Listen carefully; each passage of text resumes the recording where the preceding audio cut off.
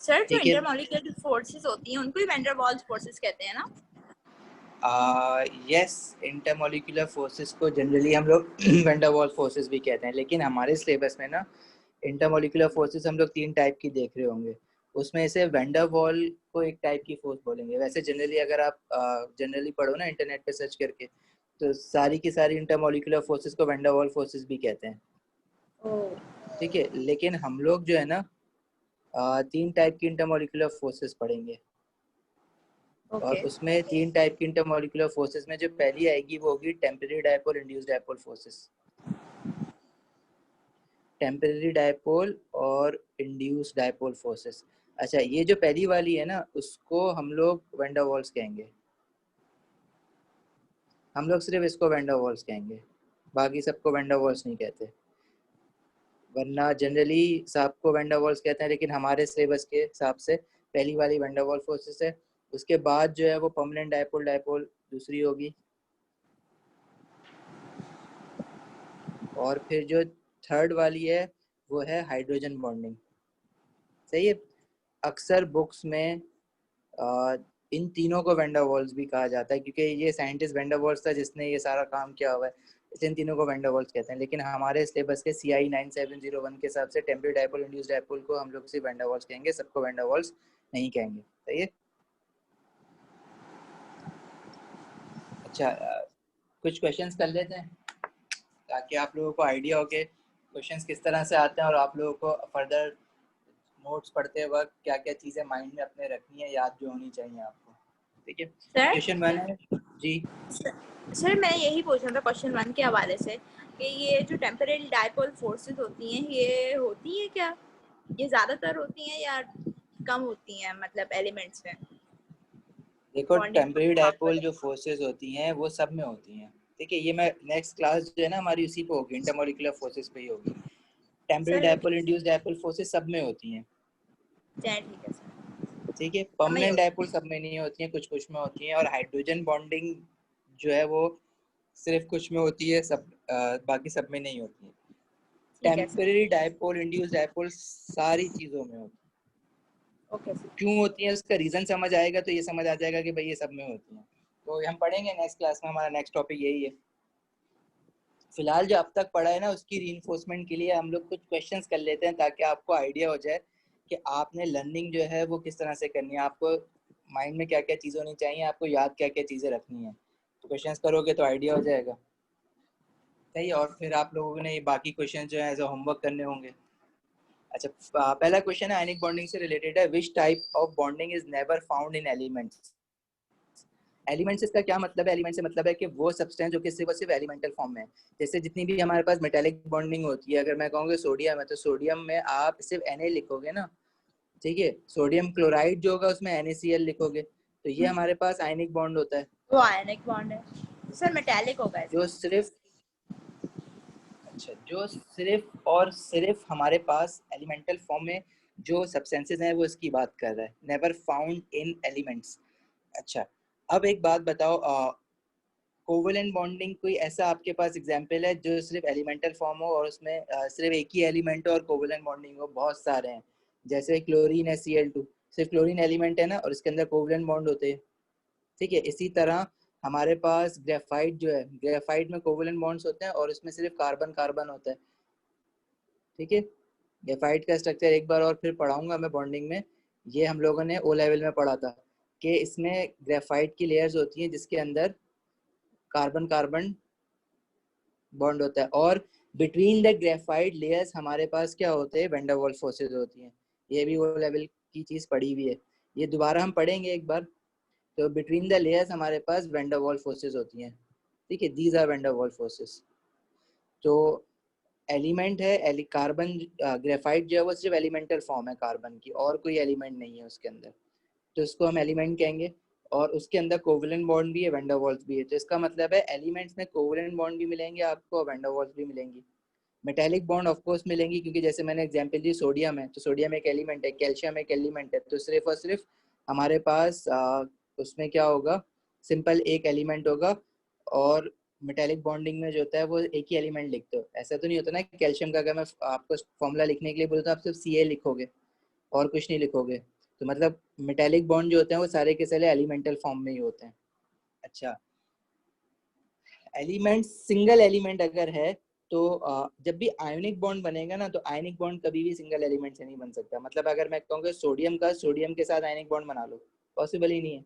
Sodium का chlorine के साथ बनेगा, सोडियम का ऑक्सीजन के साथ बनेगा। मतलब जो ग्रुप 1, ग्रुप 2 और जो ग्रुप 3 वाले होते हैं वो आयनिक बॉन्ड किसके साथ बनाते हैं? ग्रुप 5, जिसको आप ग्रुप 15 कहते हैं, ग्रुप 15, ग्रुप 16, ग्रुप 17।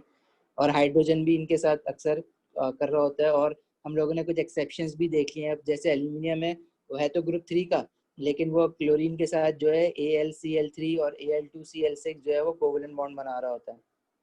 बहरहाल आयनिक बॉन्ड जब भी बना हुआ होगा ना, तो दो डिफरेंट टाइप के एलिमेंट्स कंबाइंड होते हैं हर हाल में। इसलिए आयनिक बॉन्ड जो है कभी भी सिर्फ एलिमेंट्स में नहीं मिलेगा, वो आपको दो डिफरेंट टाइप के एलिमेंट्स में मिलेगा। तो बी इसका आंसर होगा आयनिक बॉन्ड। ठीक है, थोड़ा सा कंफ्यूजिंग है, लेकिन इसको इस तरह से समझो कि एलिमेंट, सिर्फ एक एलिमेंट जो है वो कभी भी अकेला आपस में अपने आप से आयनिक बॉन्ड नहीं बना सकता, वो मेटेलिक बॉन्ड बना सकता है। जैसे कि अगर मैं बोलूँ कि कैल्शियम मेटल है, तो उसमें सारे के सारे एलिमेंट्स किसके होंगे? कैल्शियम के होंगे, है ना। कैल्शियम पॉजिटिव आइन होंगे, Ca2 positive, Ca2 positive surrounded by C of delocalised electron, तो दिस इज मेटेलिक बॉन्डिंग। तो इसमें सारे के सारे कैल्शियम के एलिमेंट है। अगर मैं बोलूँ क्लोरीन कोवलेंट बॉन्ड बनाता है, तो इसमें सारे के सारे दोनों के दोनों एलिमेंट जो है वो क्लोरीन के हैं।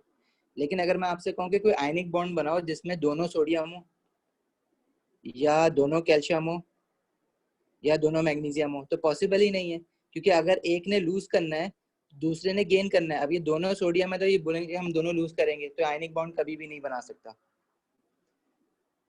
ठीक है, क्लियर हुई बात? कोई सवाल है तो पूछ सकते हो, अगर समझ नहीं आया किसी को अभी भी। सही है, तो आगे बढ़ते हैं। अच्छा, क्वेश्चन 2 देखो। अच्छा, इस तरह के क्वेश्चन जो है ना, इस तरह के क्वेश्चन अक्सर आते हैं कि वो रिकॉग्नाइज करने के लिए कहता है, इसमें कह रहा है 4 substances have the physical properties shown. Physical properties में क्या क्या आता है? Melting point, boiling point, sir electrical answer conductivity. ये है ना, आयोनिक है ना? जी, बी है, आयोनिक है। हम क्वेश्चन 2 पे आ गए हैं। ठीक है। ठीक है, अच्छा, तो क्वेश्चन 2 में वो कह रहा है कि फिजिकल प्रॉपर्टीज हमें दी हुई है 4 सब्सटेंसेस की, उसमें से पूछ रहा है इसमें से रिकॉग्नाइज करो कि आयनिक सॉलिड कौन सा है। अब देखो, आयनिक सॉलिड के लिए एक तो ओ लेवल वाली नॉलेज सारी की सारी यूज होगी, जो हम लोग एएस में भी उसको दोबारा पढ़ा है। तो अगर मेरे पास कोई आयनिक कंपाउंड है, तो वो in the form of ionic lattice arrange होता है। जैसे मैं मैग्नीशियम ऑक्साइड ले लूँ, तो मैग्नीशियम ऑक्साइड का जो स्ट्रक्चर होगा वो in the form of ionic lattice होगा। और आयनिक लैटिस को हम हमेशा कहते हैं कि जाइंट आयोनिक लैटिस होता है। अब जाइंट आयनिक लैटिस का मतलब क्या है? In order to melt it, मुझे बहुत सारे आयनिक बॉन्ड्स तोड़ने हैं। ठीक है, अगर मुझे इसकी मेल्टिंग करनी है, तो we need to break large number of ionic bonds. जब लार्ज नंबर ऑफ बॉन्ड्स तोड़ने हैं, तो we need large amount of energy, require large amount of energy. अब लार्ज अमाउंट ऑफ एनर्जी या हीट एनर्जी अगर इसको दोगे, तो नेचुरली इसका मेल्टिंग पॉइंट और बॉइलिंग पॉइंट जो है वो ज़्यादा होगा। That's why it has high melting point and boiling point. ठीक है, तो सबसे मेल्टिंग पॉइंट और बॉइलिंग पॉइंट जो है आप आयनिक की फिजिकल प्रॉपर्टी है, जो कि high melting and boiling point होते हैं। अच्छा जी, अच्छा, हम लोगों की बहुत बार बात हुई है कि जो strength of a covalent bond होती है, वो ही strength of a ionic bond के इक्वल होती है। अगर मैं कह रहा हूँ कि मेरा NaCl बना है, ये बात देखो समझ लेना है, Na पॉजिटिव Cl नेगेटिव अगर मेरा बना है, तो इसमें जो फोर्स ऑफ अट्रैक्शन है वो क्या? Electrostatic force of attraction between cation and A9. ठीक है, और जब कोवेलेंट बॉन्ड बनता है, फॉर एग्जांपल क्लोरीन और क्लोरीन का जब कोवेलेंट बॉन्ड बनता है, तो इनके बीच में भी जो अट्रैक्शन है, फोर्स ऑफ अट्रैक्शन, वो इलेक्ट्रोस्टैटिक फोर्स ऑफ अट्रैक्शन है। कैसे? एक क्लोरीन का एटम है और दूसरा भी क्लोरीन का एटम है, इन्होंने इलेक्ट्रॉन शेयर कराए हुए हैं। शेयर्ड पेयर ऑफ इलेक्ट्रॉन जो है वो, अब ये जिन दोनों के जो न्यूक्लियस है ना, वो पॉजिटिवली चार्ज है। तो ये वाले क्लोरीन, लेफ्ट वाले क्लोरीन का न्यूक्लियस भी शेयर्ड पेयर ऑफ इलेक्ट्रॉन्स को अपनी तरफ अट्रैक्ट कर रहा है, राइट वाले क्लोरीन का न्यूक्लियस भी शेयर्ड पेयर ऑफ इलेक्ट्रॉन को अपनी तरफ अट्रैक्ट कर रहा है, जिसकी वजह से इनके बीच में बॉन्ड बन गया है। ठीक है, मतलब अगर आपके हाथ में एक पेंसिल है, तो आप अगर उसको एक एंड से खींचो और दूसरे हाथ से दूसरे एंड से खींचो तो आपके दोनों हाथों के बीच में बॉन्ड बन जाएगा, दैट्स अ कोवेलेंट बॉन्ड। अच्छा, ये भी इलेक्ट्रोस्टैटिक फोर्स ऑफ अट्रैक्शन है। ये वर्ड जो है ना बहुत इंपॉर्टेंट है, ये याद कर लो, ये बहुत यूज होगा अभी पेपर 2 में। इलेक्ट्रोस्टैटिक फोर्स ऑफ अट्रैक्शन है ये भी। फर्क क्या है? ये electrostatic force of attraction between positively charge nuclei and negatively charge shared pair of electrons के बीच में।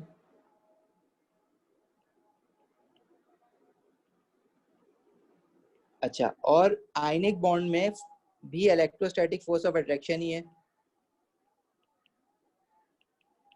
और ये जो इलेक्ट्रोस्टैटिक फोर्स ऑफ अट्रैक्शन है ये between positively charge cation and negatively charge anion है।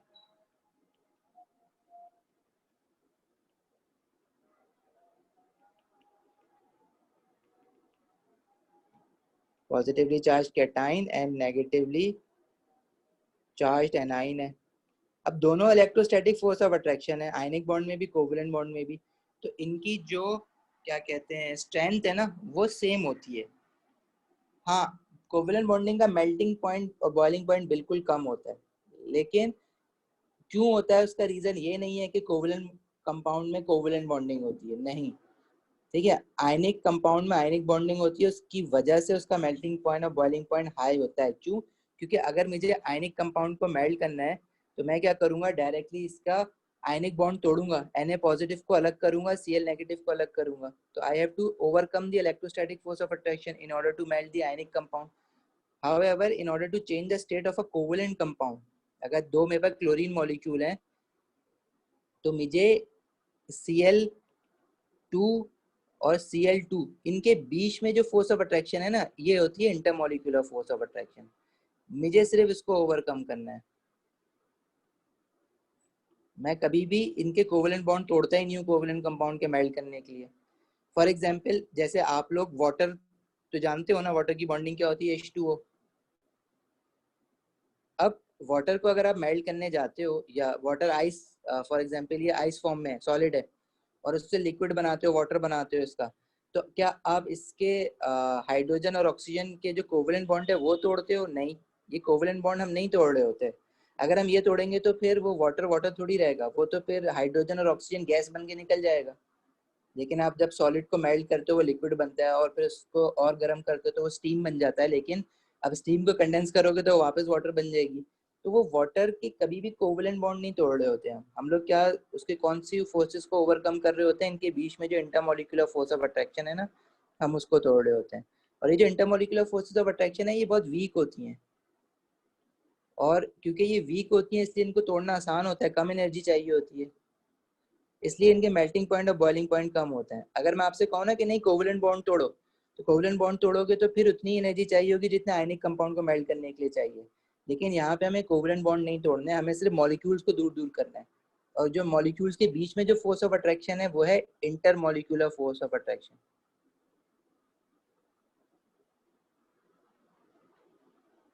Of intermolecular force of attraction electrostatic force of attraction से बहुत कम होती है।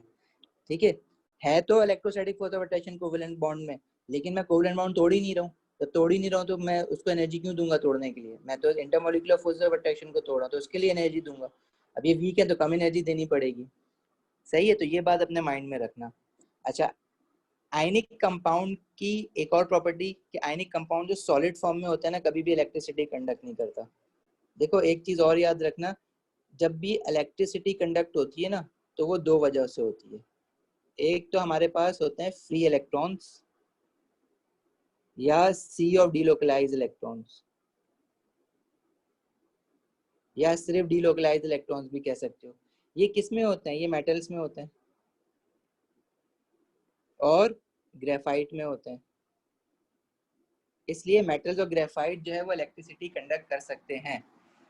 अच्छा, अब मेटल चाहे वो सॉलिड फॉर्म में हो चाहे वो मोल्टेन फॉर्म में हो वो कन्वर्ट करेगा तो इलेक्ट्रिसिटी कंडक्ट करेगा।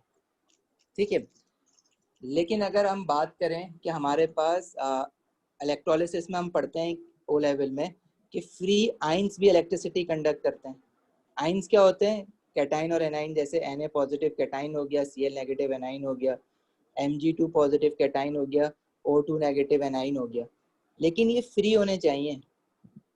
जैसे फ्री का क्या मतलब है कि जैसे आयनिक कंपाउंड है NaCl, अगर ये NaCl सॉलिड फॉर्म में है, सॉलिड फॉर्म में क्या मतलब है कि ये in the form of lattice होगा, और जब ये in the form of lattice होगा तो इसके कैटाइन और एनाइन फ्री नहीं है, ये जो है वो एक दूसरे के साथ अट्रैक्ट हुए हैं, they are not free to move in solid state, they are not free to move. और जब ये फ्री टू मूव नहीं है तो क्या आयनिक कंपाउंड सॉलिड स्टेट में इलेक्ट्रिसिटी कंडक्ट कर सकता है? नहीं कर सकता। तो आयनिक कंपाउंड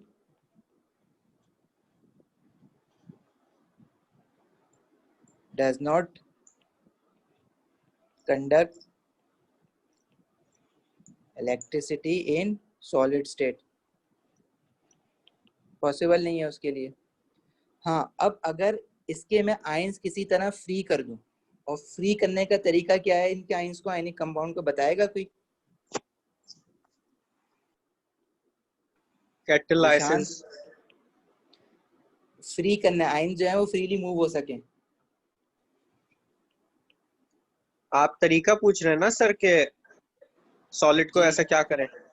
जी, मैं ऐसा क्या करूं आयनिक सॉलिड आयनिक कंपाउंड को कि उसके आयंस फ्री हो जाए, लैटिस फॉर्म में तो फ्री नहीं है। तो उसको मोल्टन करेंगे। मेल्ट कर यस, मोल्टन कर इसको मेल्ट कर देंगे, मोल्टिन कर देंगे, तो Na पॉजिटिव अलग हो जाएगा, Cl नेगेटिव अलग हो जाएगा। ठीक है, तो ये फ्री आयंस बन जाएंगे।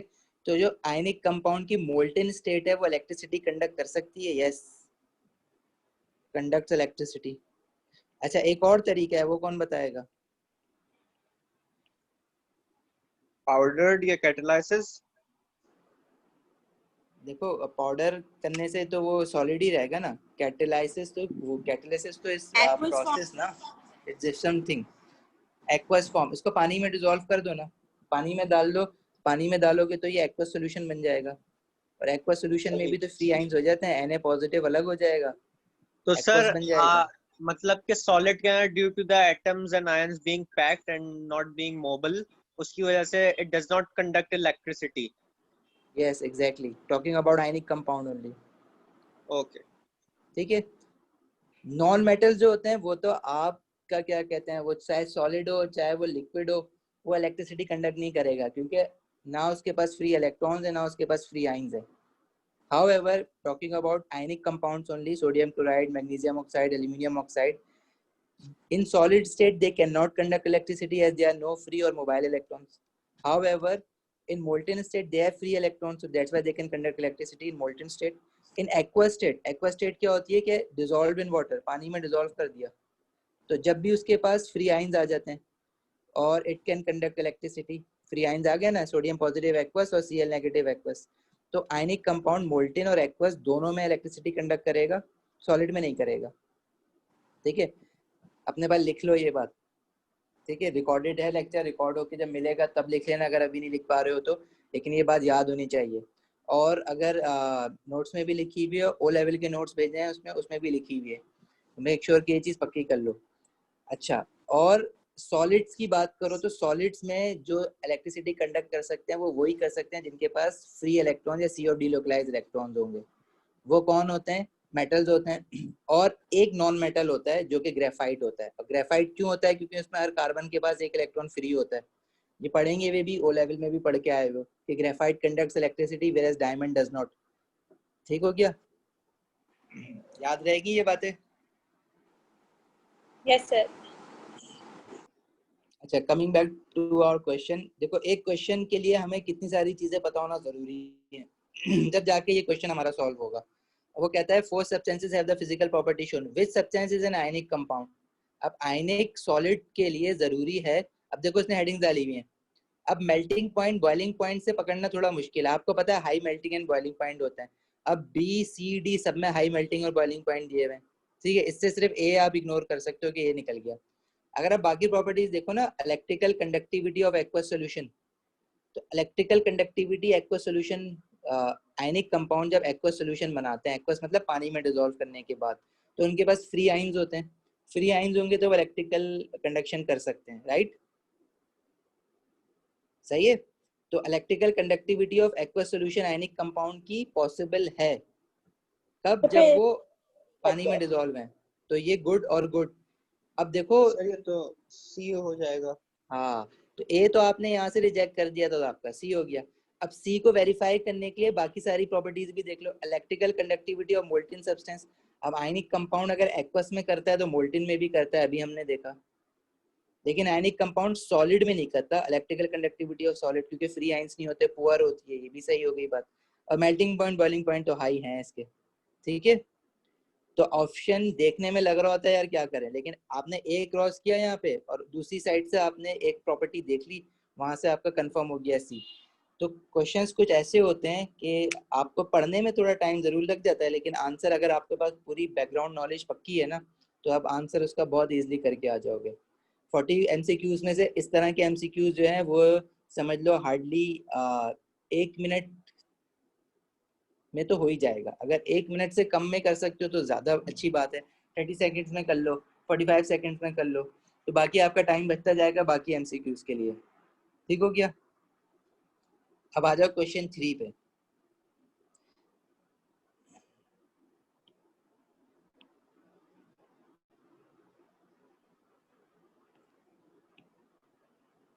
अच्छा जी, क्वेश्चन 3 हमें कहता है which molecule is a planar. अब प्लानर मतलब ट्रिगनल प्लानर को प्लानर भी कह देते हैं। तो अब आप जैसे जैसे पास पेपर्स करते जाओगे ना, तो आपको समझ आती जाएगी कि हमने तो ट्रिगनल प्लानर नाम पढ़ा था, इसने सिर्फ प्लानर कह दिया। तो अब मैं जैसे आपको बता रहा हूँ कि ट्रिगनल प्लानर को प्लानर भी कह देता है कभी कभी, तो इट्स ओके। आपने बस ट्रिगनल प्लानर ढूंढना है इसमें से। और ट्रिगनल प्लानर अगर आपको टेबल याद है 20, 21, 22, 30, 31, 40, 50, 60, और लाइन क्या थी वो, L B B P P 30 T bio bi और ऑक्टा, सही है। तो ये 30 है प्लानर, ठीक है। अगर आपको याद हो गई तो आप बोलोगे प्लानर में 3 बॉन्डेड रीजन होते हैं और 0 लोन पेयर होते हैं। अब इसमें से अब सबकी बॉन्डिंग बना बना के देखनी पड़ेगी, जिसमें 3 बॉन्डेड रीजन 0 लोन पेयर आ रहा है वो आपका आंसर हो जाएगा। मैं स्टार्ट कर रहा हूँ डी से। डी है NF3। नाइट्रोजन जो है वो ग्रुप 5 या 15 का है, तो उसका आउटरमोस्ट शेल में 5 इलेक्ट्रॉन है, तो 1 लोन पेयर बचेगा। तो ये ट्रिगनल प्लानर तो नहीं हो सकता। 3 बॉन्डेड रीजन 1 लोन पेयर, ये आपको पता है ट्रिगनल पिरामिडल होगा, प्लानर नहीं हो सकता, तो आप डी हटा दोगे। सी क्या है, C3H8। अब C3H8 ऑर्गेनिक अभी नहीं पढ़ी है, लेकिन जब एग्जाम में बैठोगे तो ऑर्गेनिक पढ़ के बैठी हुई होगी, लेकिन ओ लेवल में तो पढ़ी है ना। C3H8 का नाम बता सकते हैं मुझे कोई, क्या कहते हैं इसको? C3 propane, pro pro alkene है ना, हाँ अल्केन है। CnH2n okay, plus 2 propane propane propane. Alkene है, ठीक है। अच्छा, इसकी अगर आप बॉन्डिंग बनाने जाओगे तो कोवलेंट बॉन्डिंग इसी क्या बनाओगे, 3 कार्बन है, बाकी हर जगह हाइड्रोजन लगे हुए हैं। तो अगर आप कार्बन का कोई भी आइटम इसमें देखो तो उसके 0 बॉन्डेड रीजन, अगर मैं पहला वाला कार्बन देख रहा हूँ तो 0 बॉन्डेड रीजन है, ओ सॉरी 0 लोन पेयर है, 4 बॉन्डेड रीजन है, तो 4 बॉन्डेड रीजन 0 लोन पेयर। दूसरा वाला देखो तो उसमें भी यही हिसाब किताब है, 4 बॉन्डेड रीजन 0 लोन पेयर। तीसरा वाला देखो तो उसमें भी यही है, 4 बॉन्डेड रीजन 0 लोन पेयर। तो ये सारे के सारे एंगल जो है वो टेट्राहेड्रल मतलब 109.5 डिग्रीज के बन रहे होंगे सारे के सारे, क्योंकि सब टेट्राहेड्रल बन रहा है। तो सी भी हमारा ऑप्शन नहीं होगा, ठीक है। अब बी आप बताओ, बी है प्रोपीन, C3H6। अब अगर आप बी बनाते हो तो जरा मुझे नाम बताओगे बी का क्या प्रोपीन है, जरा बता के शेप बताओगे कि क्या बन रहा है इसमें, प्लानर बन रहा है या नहीं बन रहा? एक सेकंड सर। मरियम क्या हो गया, नहीं बना अभी तक? सर बी होगा। बी में देखो मेरे पास अगर मैं याला कार्बन देखता हूँ तो इसके कितने बॉन्डेड रीजन हैं, 3, और लोन पेयर कितने हैं, 0। प्रोपीन बन रहा है ना, एक डबल बॉन्ड भी आएगा, तो ये बना हाँ 120 डिग्री, तो दिस इज प्लानर। लेकिन जो दूसरा कार्बन है उसके भी 3 बॉन्डेड रीजन है, तो वो भी बनेगा और 0 lone pair. What about fourth carbon? इसके 4 हो गए। उसके क्या है, 4 बॉन्डेड रीजन है और 0 लोन पेयर है, तो वो क्या बन गया, टेट्राहेड्रल 109.5 डिग्रीज। ठीक है। अच्छा, अब मसला ये है कि इस क्वेश्चन में मैं ए जब तक करके नहीं देखूंगा ना तो मेरे सामने पिक्चर क्लियर नहीं होगी। अब यहाँ पे कहोगे कि प्लानर कुछ ना कुछ पार्ट तो प्लानर है ना इसका, और कुछ पार्ट जो है वो टेट्राहेड्रल अरेंज भी है, इसलिए ए बना के देखो। ए क्या है सर ए का डायग्राम बनाया तो I think it is a, क्योंकि डबल ए C2Cl4। हाँ तो Cl4। C2Cl4। ठीक है। इसके अंदर ये वाला कार्बन देखो, पहला वाला तो 3 बॉन्डेड रीजन 0 लोन पे, दूसरा वाला कार्बन देखो तो 3 बॉन्डेड रीजन 0 लोन पे, सारे के सारे 120 के हैं। तो इसको हाँ। तुम चाहो तो इसका यूं करके भी दिखा सकते हो। ठीक है। और इसका अगर शेप बनाने के लिए कहता वो, तो शेप में मैं डबल बॉन्ड नहीं दिखाऊंगा बल्कि सिर्फ क्या दिखाऊंगा, बॉन्डेड रीजन्स। शेप इसका कैसा बनेगा, प्लानर की तरह।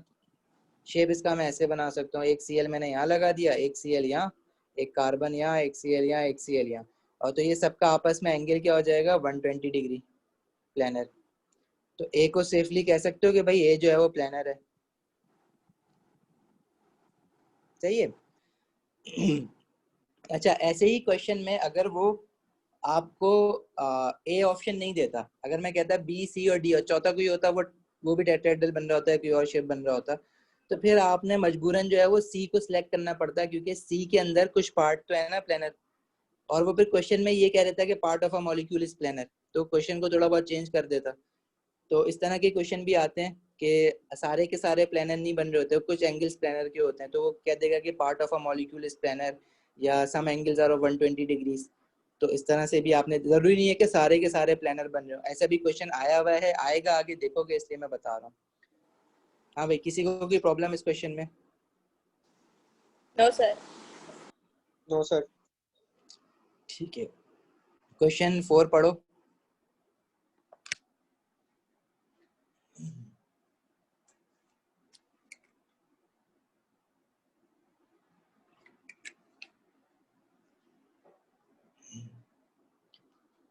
Why is the ionic radius of chloride ion larger than the ionic radius of sodium ion? ठीक है, तो ये एटॉमिक स्ट्रक्चर का क्वेश्चन है, इजी है, जवाब दे सकते हो उसका। Sir B. B, chlorine has a higher proton number than sodium. Chlorine indeed has a higher number of sodium, लेकिन दोनों एक ही पीरियड में ना, देखो प्रोडक्ट टेबल का यूज बहुत जरूरी है इसमें, मतलब एमसीक्यूज करते वक्त। देखो सोडियम, मैग्नीशियम, एल्यूमिनियम, सिलिकॉन नामागल से होता है ना, और आर्गन, अक्रॉस द पीरियड इनके एटॉमिक साइज जो है वो डिक्रीज होते हैं। क्यों? क्योंकि इनका प्रोटॉन नंबर तो इंक्रीज हो रहा है, सोडियम 11 है, 12, 13, 14, 15, 16, 17, 18, बट क्योंकि सेम पीरियड में तो इनके नंबर ऑफ शेल्स क्या होते हैं, सेम होते हैं। सोडियम के नंबर ऑफ शेल्स कितने होंगे, 3 होंगे पीरियड 3 में, इसके भी 3 होंगे, मैग्नीशियम के भी 3 होंगे, लेकिन मैग्नीशियम का प्रोटॉन नंबर ज्यादा है। प्रोटॉन नंबर ज्यादा होने की वजह से देखो शील्डिंग इफेक्ट तो कांस्टेंट है ना, क्योंकि सेम नंबर ऑफ शेल्स हैं, प्रोटॉन नंबर इंक्रीज होगा तो साइज जो है वो डिक्रीज होता है। ठीक है। अच्छा, तो क्लोरीन का जो वो है ना साइज, वो सोडियम से छोटा होगा, क्योंकि क्लोरीन के पास प्रोटॉन कितने हैं, 17 है, तो वो ज्यादा अट्रैक्ट कर रहा होगा अपने इलेक्ट्रॉन्स को। हाउएवर सोडियम के पास 11 है, तो 11 कम अट्रैक्ट कर रहा होगा। तो अगर मैं एटम की बात करूँ ना, तो सोडियम एटम का साइज जो होगा वो बड़ा होगा as compare to chlorine atom. लेकिन अगर मैं इनके आइंस की बात करता हूँ ना, तो जब आइंस की बात करोगे तो सोडियम आइन का जो साइज है ना, जब सोडियम आइन बनाएगा तो वो Na पॉजिटिव बनाएगा। Na पॉजिटिव 1 बनाने का क्या मतलब है, इसके आउटरमोस्ट शेल में एक इलेक्ट्रॉन है, वो एक इलेक्ट्रॉन जब लूज कर देगा तो उसके पास कितने शेल रह जाएंगे, 2 शेल्स। हाउएवर क्लोरीन जब आइन बनाएगा ना, क्लोराइड आइन, तो वो कोई भी शेल अपना खत्म नहीं करेगा, क्योंकि उसका आउटर मोस्ट शेल में 7 थे, 7 में से वो एक गेन करेगा, तो उसका शेल तो खत्म नहीं हुआ ना, तो उसके तो 3 ही शेल हैं, लेकिन सोडियम आइन के जो है वो 2 शेल हैं, तो सोडियम आइन का साइज छोटा हो जाएगा क्लोराइड आइन से। रीजन बीइंग कि सोडियम जो है उसके पास शेल्स, सोडियम आइन जो है उसके पास फ्यूअर शेल्स हैं, 2 शेल्स हैं, इसके बाद 2 शेल्स रह गए। और क्लोराइड आइन के पास कितने शेल्स हैं, 3 शेल्स हैं, और जितने ज्यादा शेल्स होंगे उतना ज्यादा साइज बड़ा होता जाएगा। समझ आई बात? जी अब सर। बताओ ऑप्शन क्या होना चाहिए।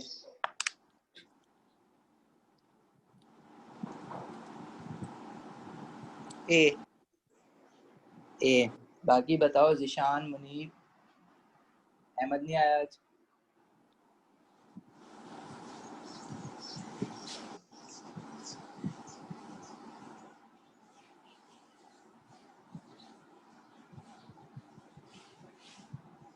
सर यही होगा। ओके, ए होगा इसका आंसर ना।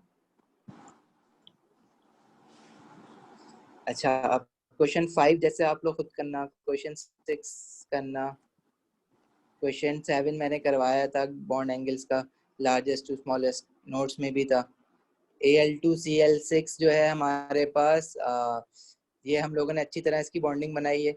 ये इसमें कोवलेंट बॉन्डिंग भी होती है और डेटिव कोवलेंट बॉन्डिंग भी होती है। तो 8 का आंसर क्या होगा? Which bonding is present in Al2Cl6? आपको पता है कोवलेंट बॉन्डिंग भी डेटिव भी है, तो कोवलेंट एंड कोऑर्डिनेट कोवलेंट। सही है। ठीक है सर। अच्छा, अब क्वेश्चन 9 जरा देखोगे, शेप्स वाला।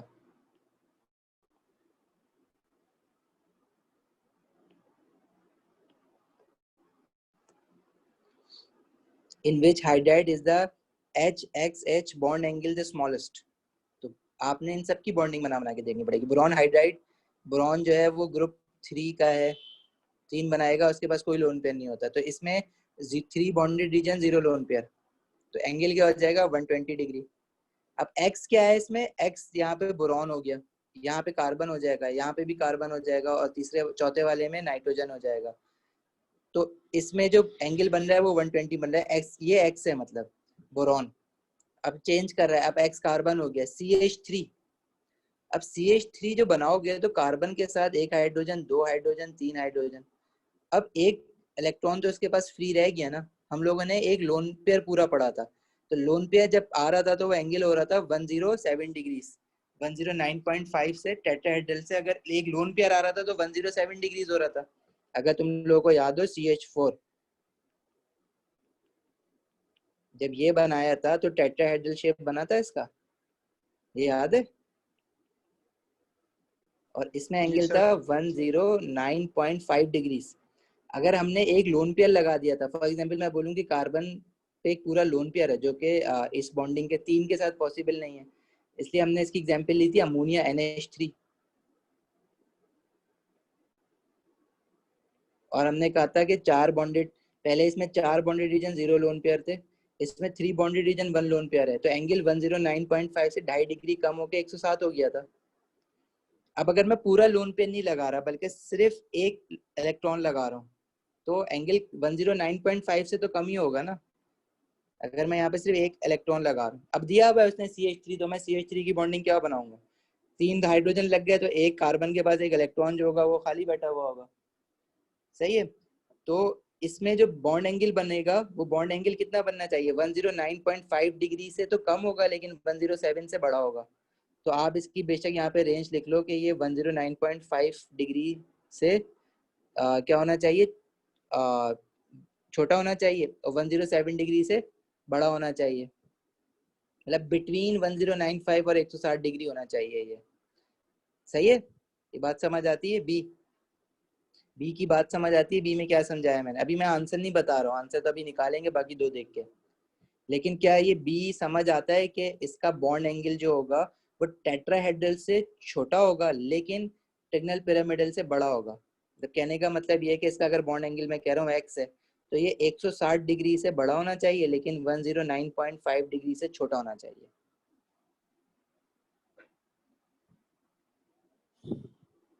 ये बात क्लियर है? आगे बढ़ूं? सर जी सर। क्लियर नहीं है, देखो थोड़ा सा कंफ्यूजन।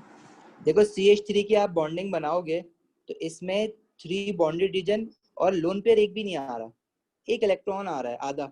अब ये तो हमने पढ़ा नहीं था, हमने क्या पढ़ा था? हमने पढ़ा था टेट्राहेड्रल जिसमें 4 बॉन्डेड रीजन 0 लोन पेयर थे ना, तो ये वैसा है। ठीक है, इसमें 4 बॉन्डेड रीजन तो है नहीं। और फिर हमने पढ़ा था ट्रिगोनल पिरामिडल जिसमें 3 बॉन्डेड रीजन 1 लोन पेयर था, ये वाला। ठीक है, 3 बॉन्डेड रीजन 1 लोन पेयर वाला। अच्छा, इसके अंदर भी हमारे पास एक लोन पेयर पूरा है, तो जिसकी वजह से एंगल 109.5 डिग्री से कम होकर कितना हो गया था? 107 डिग्री हो गया था, राइट?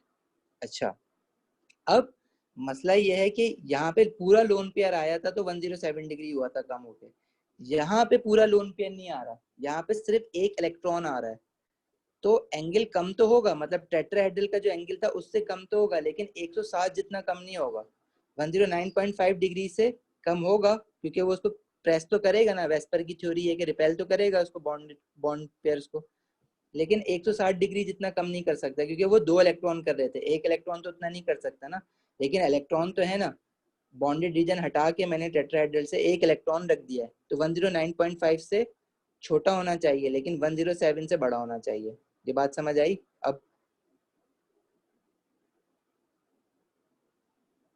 मरियम? जी सर, सर आगे। मतलब आपका यही है ना कि since there were two atoms, तो उनका टोटल जो है पुल होगा, जो हम माइनस करेंगे वो 2.5 करेंगे।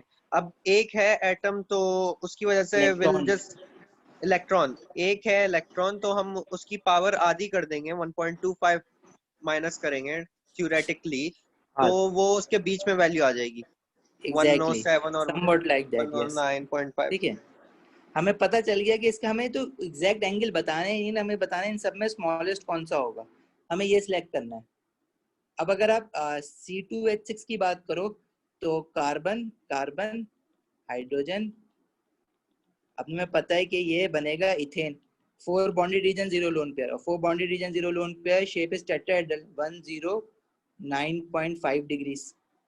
ठीक है, अच्छा, और फिर ये अमोनिया NH3, NH3 आपको पता है ट्रिगोनल पिरामिडल है, 107 डिग्री। तो अब इसका इसमें से स्मॉलेस्ट कौन सा होगा? देखो ये 120 है, सबसे बड़ा तो ये है, तो इसको सबसे पहले हटाओ, ये तो लार्जेस्ट है। फिर 109.5 डिग्री है, इसको भी हटा दो, क्योंकि उससे छोटा 107 है। और जो हमारा बी है, वो बी जो है वो मैंने क्या बोला, 107 से बड़ा और 109 से छोटा, तो 107 से तो बड़ा ही है ना, तो स्मॉलेस्ट क्या होगा? 107 डी। हाँ भाई, किसे समझ नहीं आया?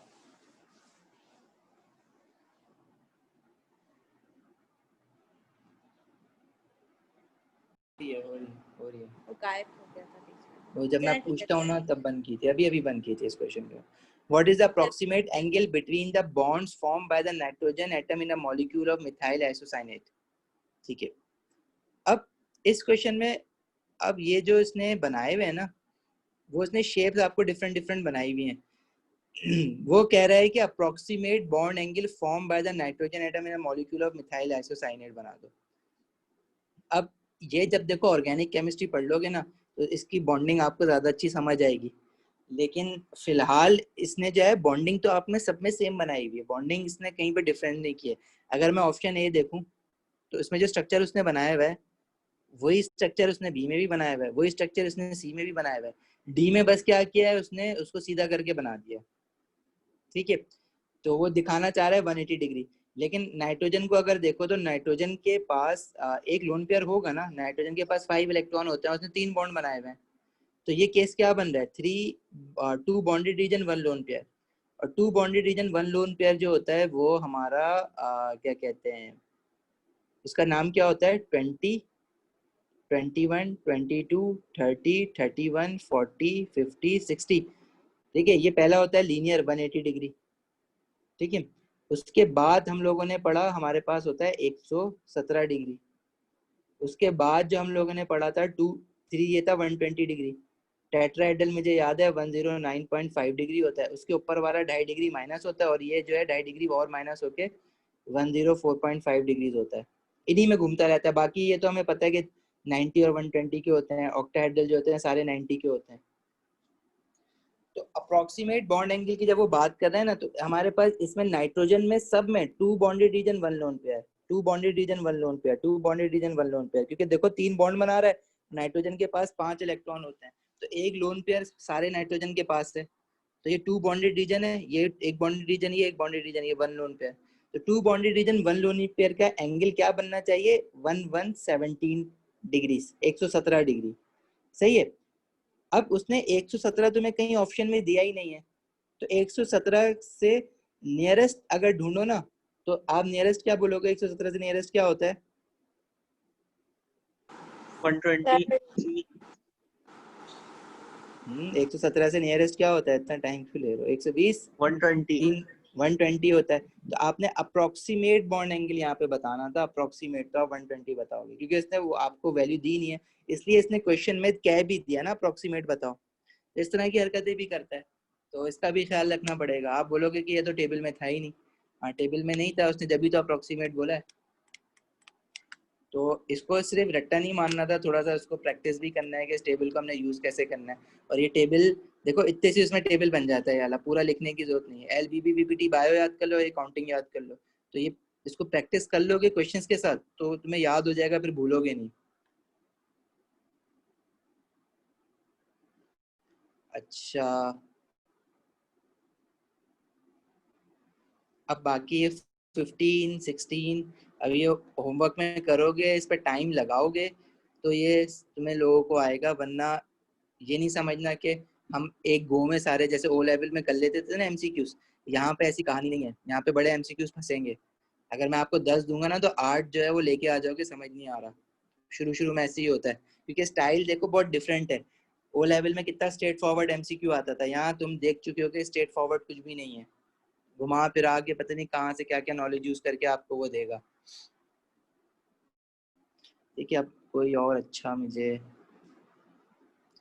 22 बता सकता है कोई मुझे आंसर? 22 का क्या होगा? 22 चलो अभी छोड़ दो, हाइब्रिडाइजेशन दोबारा मैं कराऊंगा एक बार, फिर करना। अच्छा, कुछ क्वेश्चन ऐसे हैं जो कि अभी आपने बाद में पढ़ना है, ऑर्गेनिक केमिस्ट्री में कुछ चीजें पढ़नी है। जैसे यहाँ पे वर्ड दिखेगा ना न्यूक्लियोफाइल, तो आप पूछोगे क्या होता है, ऑर्गेनिक केमिस्ट्री में पढ़ोगे, ये भी बड़ा मसला होता है।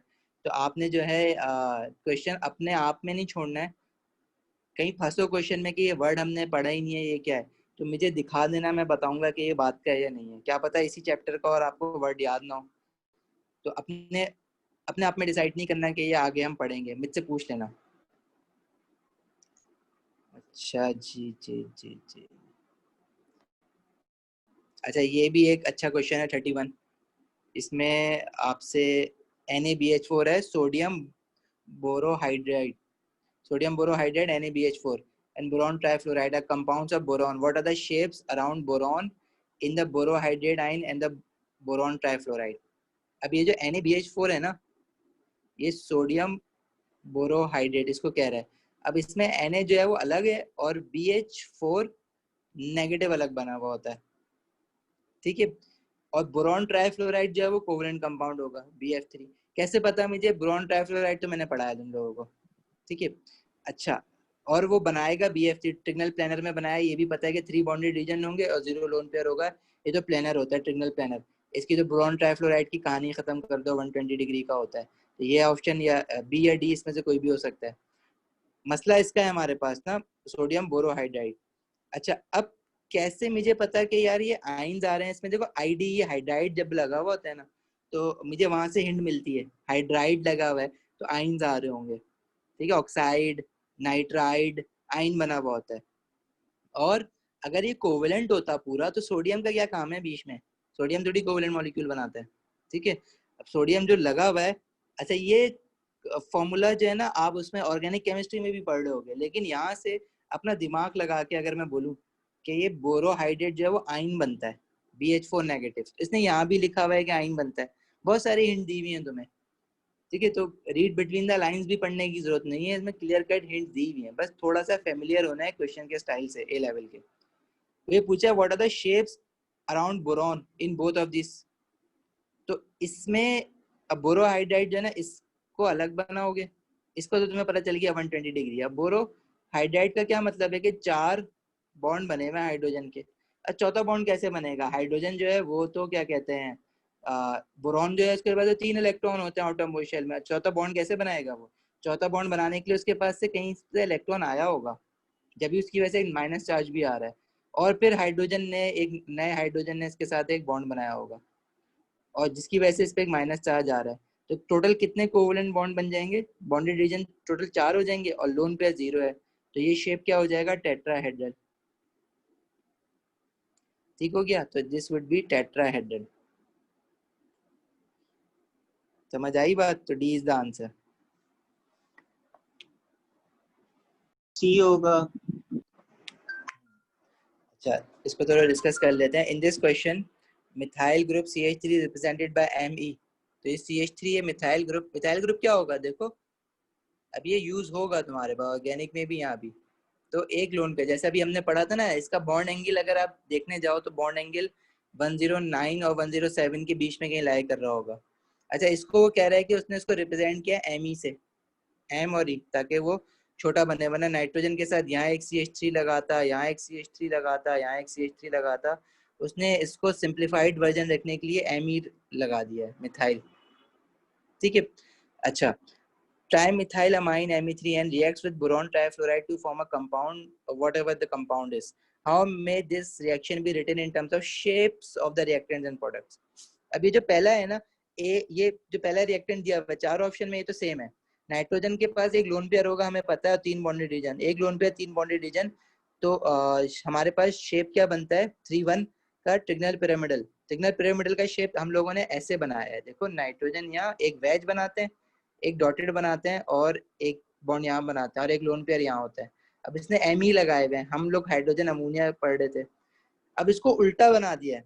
तो बात तो वही है ना, हमने उसने पलट के बना दिया है। तो ये चारों में से पहला रिएक्टेंट जो है वो जो सेम बना हुआ है, वो सारे के सारे सही है। बस इसमें एक ख्याल रखना कि इसका यहाँ पे तीनों एक साथ ट्राइपॉड की तरह बने हुए, तो उसने ट्राइपॉड उल्टा करके बना दिया, शेप वही है। अच्छा, BF3 जो होता है वो क्या होता है, हमारे पास प्लेनर। ठीक है, बोरॉन ट्राइफ्लोराइड हमारे पास होता है प्लेनर। अब ये इसने पिरामिडल की तरह बनाया हुआ है, टेक्नल पिरामिडल जैसे ये बनाया हुआ है। अब इसके बाद लोन पेयर तो नहीं है, 3 बॉन्डेड रीजन 0 लोन पेयर, तो ये वाला पॉसिबल नहीं है। इसी तरह ये बी वाला भी पॉसिबल नहीं है। पॉसिबल क्या है, ये वाला, एक पहला वाला और ये वाला। मैंने बताया था ना, ट्रिगनल प्लेनर जो है हम लोग 2 तरीकों से बनाते हैं, वेज और डॉटेड करके भी बना सकते हैं। आपके देखने का पर्सपेक्टिव क्या उस पर डिपेंड करता है। आप यूं भी बना सकते हो उसको और यूं भी बना सकते हो। मैंने दोनों इसलिए बताए थे क्योंकि मुझे पता है कि पास पेपर में वो कहीं कहीं ऐसे बना के देता है। सही है। तो ट्रिगनल प्लेनर हमारे पास इसमें से कौन कौन से हो सकते हैं, या तो ए वाला हो सकता है जो BF3 है, या तो वो ये ए वाला हो सकता है या सी वाला हो सकता है। ठीक है, यहाँ तक तो मुझे पता चल गया डी और बी मेरे दोनों ऑप्शन जो है वो गलत हैं, ए और सी में से कोई है। सारा मसला प्रोडक्ट को अब देखने में लगेगा। अच्छा, अगर प्रोडक्ट में देखो तो हमारे पास ये ए को अगर देखें तो नाइट्रोजन जो है, नाइट्रोजन के कितने बॉन्डेड रीजन है, 1 2 3 और 4 बॉन्डेड रीजन नाइट्रोजन के और 0 लोन पेयर। बोरॉन को देखो तो बोरॉन के कितने बॉन्डेड रीजन हो गए हैं, 4 हो गए ना। अब जैसे भी बनाए वो हमें नहीं पता कि बॉन्डिंग करी कैसे आखिर बोरॉन ने की भी है। 4 बॉन्डेड रीजन और 0 लोन पेयर होंगे इसके, तो बोरॉन के पास ऑलरेडी 3 होते हैं। उसके बाद भी एक बॉन्ड अगर बना हुआ है तो बोरॉन को कहीं से उसने इलेक्ट्रॉन दे के बनाया होगा या एडिटिव बॉन्ड बनाया होगा, मुझे नहीं पता, बनाया हुआ उसने बस। तो ये भी टेट्राहेड्रल बनेगा। अब टेट्राहेड्रल का शेप तुम्हें पता है कि जैसे ये ऊपर वाला बना हुआ है ना, टेट्राहेड्रल उल्टा करके बनाया हुआ है। मैं बनाता तो मैं यूं करके सीधा बनाता, बोरॉन यहाँ लगाता, Me यहाँ, Me यहाँ, Me यहाँ, उसने उल्टा करके बनाया हुआ है। तो 3 नीचे एक साथ होते हैं, वेज और डॉटेड, और एक लाइन और एक ऊपर होता है। तो जब बोरॉन भी टेट्राहेड्रल बना हुआ है तो उसमें भी तो कुछ ऐसा ही होना चाहिए था ना, 3 नीचे होते यूं करके और फिर एक ऊपर होता, जैसे ये बनाया हुआ है सी में इसने, समझ रहे हो, ये वाला 3 नीचे एक ऊपर। तो अगर मैं ऊपर इसको हाइड कर दूं ना, अब हाइड कैसे करें यहाँ पे भाई, चलो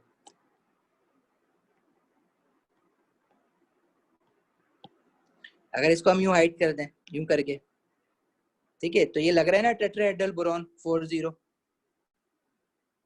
अरे सही है।